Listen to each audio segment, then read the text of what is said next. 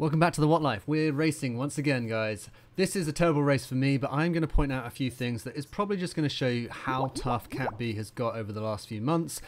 So we've left the Flattest Fast series behind. We are race 2 for the championship series, or whatever it is. I don't know how they are kind of labeling it now. This was always going to be an absolute tear up, and the reason it was always going to be hard was because there's 170 meters, it's 17k long, and it's short, punchy hills, and off we go, guys. So this is also a community live event, so that tends to attract a few more of the Cat B pros.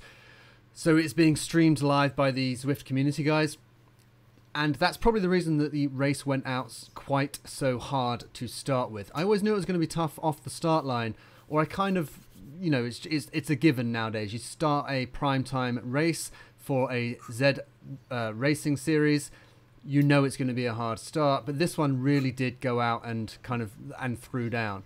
I'm going to add, I've swapped out my heart rate monitor this week. I actually have left my normal Fourth Frontier heart rate monitor behind, so I'm trying out a heart rate monitor that's based on my forearm to see what the readings are. So I haven't really got to grips with it yet, but I am just going to put that out there in case I do start talking about HR or how my heart rate is doing.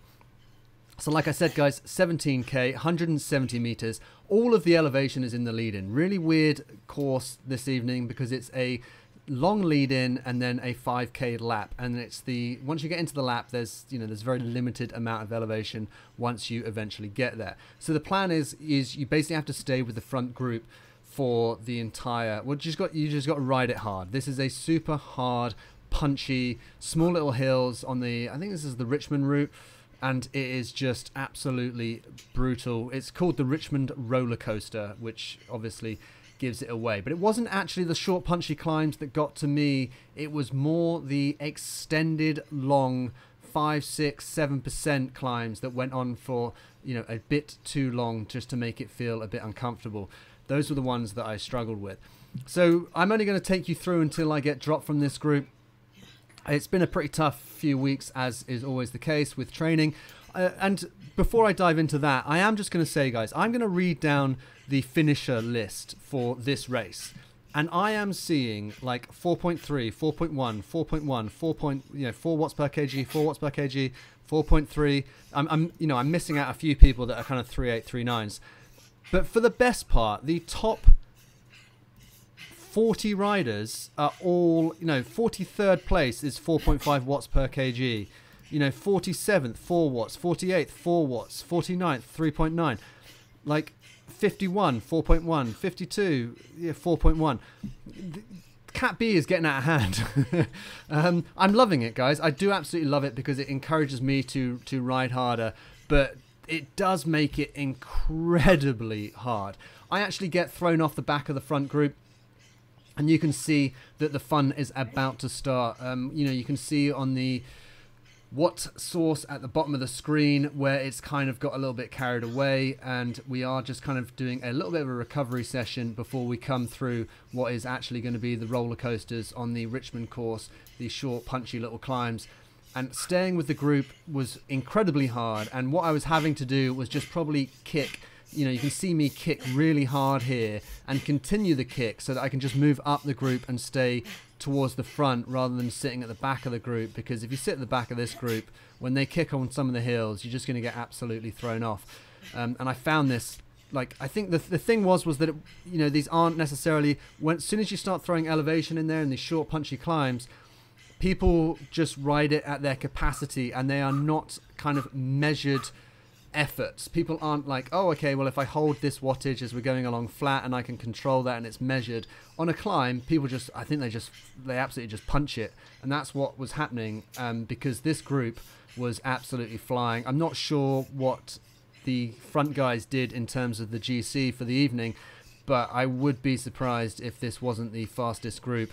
And that's, I'm not saying that because I got kicked out of it. It literally felt like it was way beyond the normal riding. You can see that there are times when I literally look like I am falling off the back, and I'm doing everything I can to just kind of hold on to the group, trying to make up. So once we come down this little, I can't remember what this climb is called, but once we come down it, the pace did come off, thank God. for a little period of time. So there were these little periods where you can get a little bit of a recovery in and make your way back into the group. But for the best part, it looks like there's 50 odd riders in that front group. So we had, what, 170 odd for the start list, maybe 180 riders. So for that group to be whittled down to the top 50 so early on in a race was actually just, I think, a testament to how hard and punchy those first few climbs were. And I think I did, you know, in terms of tactic-wise, I think I did what I could to try and stay with the group. I mentioned it in last week's video, which is if you don't have the base watts, you're just not going to be able to hold a group. I think that was what happened to me this evening. I just struggled in terms of just general fitness and recovery, so I wasn't able to hold this front group. But interestingly, you know, it wasn't the punchy short climbs that I was getting thrown off the back of.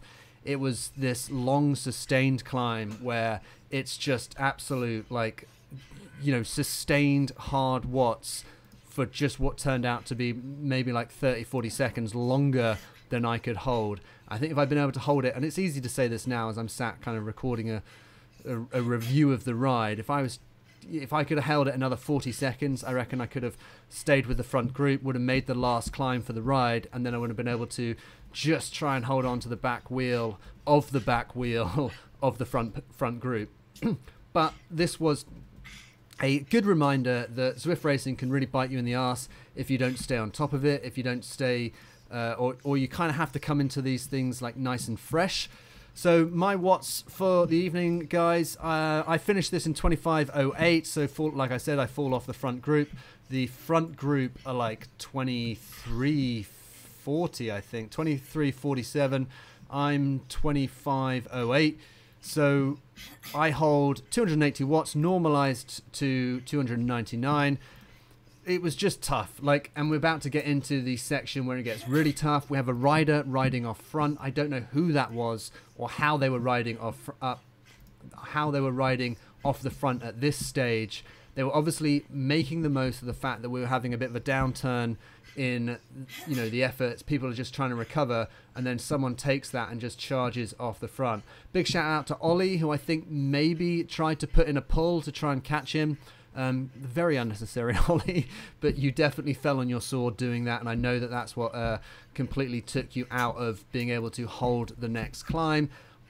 Myself, I didn't take a pull. I just tried to sit in the group, and I still fell off that next climb. So Ollie, shout out for, you know, at least trying, taking one for the team.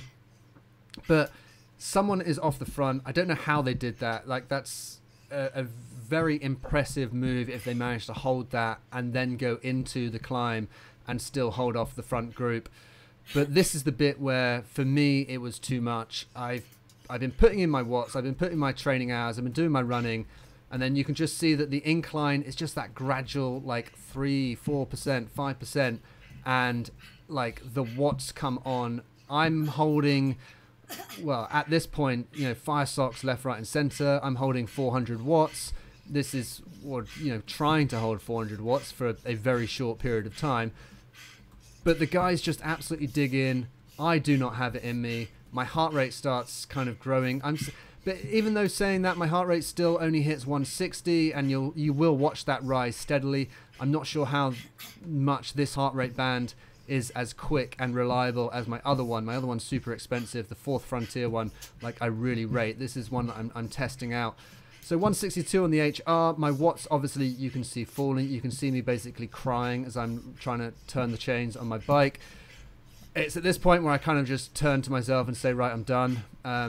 Trying to hold it. The group is stringing out. So the fact that the group strings out is probably like your chance to try and stay in the group, because it means that you can hold someone's wheel at least.